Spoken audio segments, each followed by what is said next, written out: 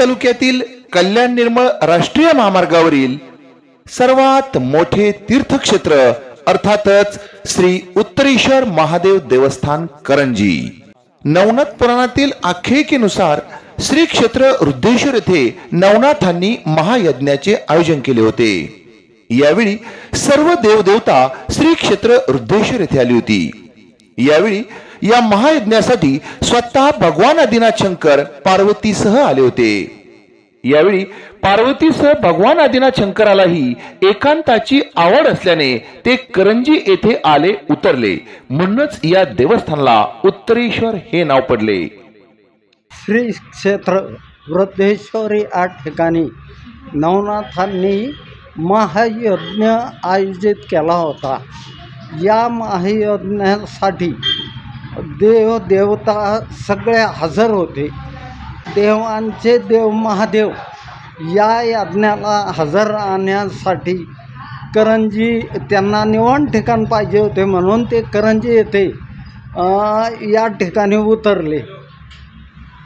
म्हणून या ठिकाणाला उत्तरेश्वरी असे नाव देण्यात आले अशी आख्यायिका आहे। दरवर्षी चैत्र शुद्ध त्रयोदशी प्रदोषला श्री क्षेत्र उत्तरेश्वर करंजीची यात्रा भरते। यावर्षी यात्रेनिमित्त महाराष्ट्राच्या कानाकोपऱ्यातील हजारो भाविक भक्तांनी करंजी येथे येऊन श्री क्षेत्र उत्तरेश्वराचे मनोभावे दर्शन घेतले। यावेळी करंजी येथील शेकडो शिवभक्तांनी श्री क्षेत्र पैठण येथून पायी कावड आणत श्री क्षेत्र उत्तरेश्वराला जलाभिषेक केला।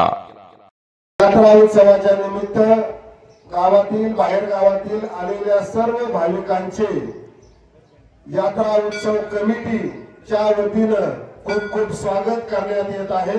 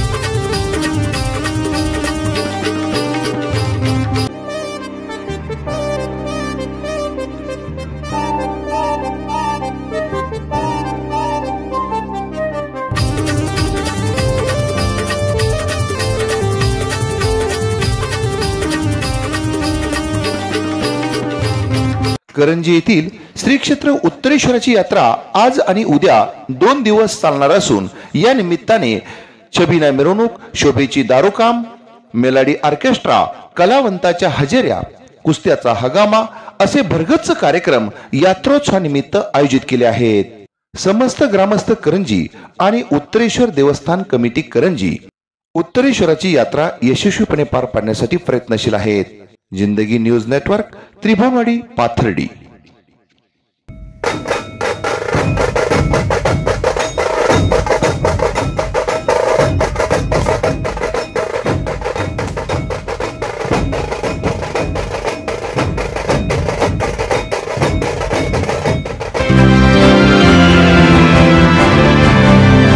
शैक्षणिक, सामाजिक, राजकीय घडामोडींचे आपले हक्काचे व्यासपीठ, सत्य आणि परखड बातम्यांसाठी जिंदगी न्यूज नेटवर्क.